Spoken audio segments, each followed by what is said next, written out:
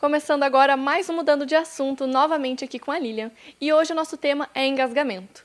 Lilian, o engasgamento é comum, ele é muito perigoso, é importante a gente saber o que fazer se aconteceu com a gente ou com alguém próximo, né? É muito comum em adultos, mas em crianças e idosos é muito mais frequente. Então, já presenciei vários casos, né, principalmente com idosos, que é o meu dia a dia que eu trabalho. Então, o engasgamento ele pode ser com água, pode ser com alimento, e a gente tem que estar sempre atento a isso. A melhor dica é não erguer a cabeça. Erguendo a cabeça, a gente faz com que esse alimento ou essa água possa descer para o pulmão. E essa não é a intenção. A intenção é que saia dessa via errada, por isso que a gente tem esse estímulo da tosse, e ela passe a entrar no sistema digestivo, que é onde ele deve ir, tanto água quanto alimentação. É importante, então, a gente saber os movimentos corretos na hora de ajudar alguém, ou mesmo se a gente mesmo estiver engasgado sozinho e precisar de ajuda. Isso, nós temos as manobras, que quando a gente está acompanhado ou quando a gente está vendo alguém passar por essa situação, a gente pode estar trabalhando dessa forma, com as manobras de primeiro socorro. Tanto com crianças, que é um pouquinho diferente de quando é uma pessoa maior, adulto ou idoso. Vamos falar de quando temos situações de cadeirante, quando temos pessoas acamadas, ou crianças bebês de colo e as crianças maiores um pouquinho. Tá ótimo, então. Agora a gente vai partir para a prática para realmente ensinar quem está em casa, se precisar fazer uma manobra dessa, como fazer da melhor maneira para realmente recuperar quem está sofrendo engasgamento. Vamos lá, então. Vamos começar agora, então, Lilian, com os bebês, né? Que, como tu disse, é bem comum acontecer. Isso. Primeiro passo, então, o neném está afogado, está engasgado, olhar dentro da boquinha. Olha dentro da boquinha, vê se consegue retirar alguma coisa. Não conseguiu retirar? Então, isso é por alimento, né? Eu vou virar a criança de uma forma que eu não tape orifícios nasais e bucal e vou segurar de baixo na mandíbula. Então, vou segurar o pescocinho em cima, de forma que a cabeça não fique para baixo. E a criança de bruço, eu vou dar alguns tapinhas nas costas, né? Para que elimine... Estimular a tosse mesmo. Para que elimine esse alimento mesmo. Então, vou fazer mais ou menos 10 a 20, dependendo da criança. Eu vou virar e vou dar uma olhadinha, né? Não desengasgou ainda, vou repetir a manobra até que ela desengasgue. Se ficar muito tempo, ela pode ficar cianótica, ou seja, arroxeada.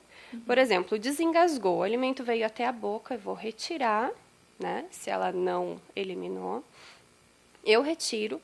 E se ela teve insuficiência respiratória, eu preciso fazer uma manobra. Então, também deitadinha, com os 2 dedos, se o neném é pequeno, os dois dedos entre os pulmões, né? Entre as costelas ali, eu vou fazer de 20 a 30 repetições estimulando esse pulmão. Então, média de 20 a 30, dependendo de como a criança vai reagir também. Eu fiz 20 a 30 manobras, eu vou tapar os orifícios nasais e vou assoprar, né? Colocar um pouquinho de oxigênio para o pulmãozinho dela. Então, essa é a manobra. Faz o desengasgamento, retira o alimento, a criança volta. Se houve insuficiência respiratória, essas manobras. 2 dedinhos, de 20 a 30, e vai colocando oxigênio no pulmãozinho. Para crianças um pouquinho maiores e para adultos já é outra técnica, né? Outra técnica. Então, criança que eu consigo abraçar, que ela fique em pezinha já, né? Ou fase adulta. Então, eu vou abraçar por trás, vou usar a falange mais ou menos entre as costelas, perto do estômago ali. Eu vou abraçar com a outra mão, inclinar o corpo e vou fazer a manobra do desengasgamento. Lilian, esse movimento é para ser feito em pé. E no caso de cadeirantes, por exemplo? Isso, o cadeirante precisa estar em posição vertical. Então, se houver um auxílio, pedir para que alguém venha ajudar a levantar esse cadeirante, para daí fazer a manobra, né? Então, o ideal é que alguém ajude e o outro faça a manobra, ou mais pessoas, melhor. Mas, se em algum momento, porque deitada a manobra não é muito eficaz, a não ser que a gente faça uma adaptação. Mas a melhor forma daria para fazer, então, sentada, né? Tanto com crianças de colo, que às vezes não dá para abraçar, ou às vezes a pessoa é pequena e a pessoa que está engasgando é maior, eu não consigo fazer a manobra também. Então, existe a manobra sentada, né? A pessoa vai sentar, eu vou deixar uma perna apoiada e a pessoa de joelhos ou agachada vai vir por cima da minha perna e aí eu vou fazer também a pressão com a perna e as batidas nas costas. Também cuidando do orifício bucal. Essa é uma manobra de apoio. A manobra principal é essa manobra de compressão do diafragma que a gente faz o estímulo para retornar o alimento. Então, essa é uma manobra auxiliar em caso extremo de que a primeira não funcione ou que a primeira a gente não consiga fazer. Mas é uma forma de fazer também. A mesma coisa que acontece com o bebê, o adulto também pode ficar cianótico, sem ar, né? Então, a gente também precisa fazer a manobra de primeiros socorros quando a pessoa não desengasga rápido. Então, a gente precisa fazer a ventilação mecânica. Nesse caso, ela já tirou o alimento, né? Ela não tem mais alimento, a única coisa é que ela está um pouco arroxeada, a gente sente os lábios, o rosto. Então, nesse caso, a pessoa tem dificuldade para respirar ou, no caso, normalmente, o que acontece, ela não está respirando. Então, se ela tem dificuldade, só a manobra de ventilação é suficiente. Se ela não está respirando, a manobra completa vai ser adequada. Então, a gente vai colocar uma mão e a outra entrelaçando em cima da mão.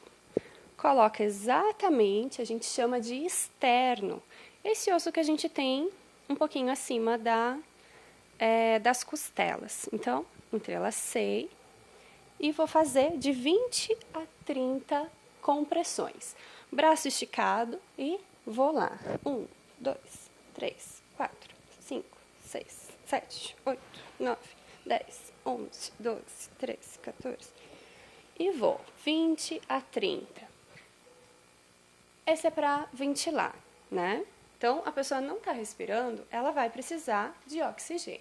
Então, a mesma situação da criança, a gente vai tapar o orifício nasal e eu vou pôr oxigênio na boca da pessoa. Então, coloco oxigênio, volto com a manobra.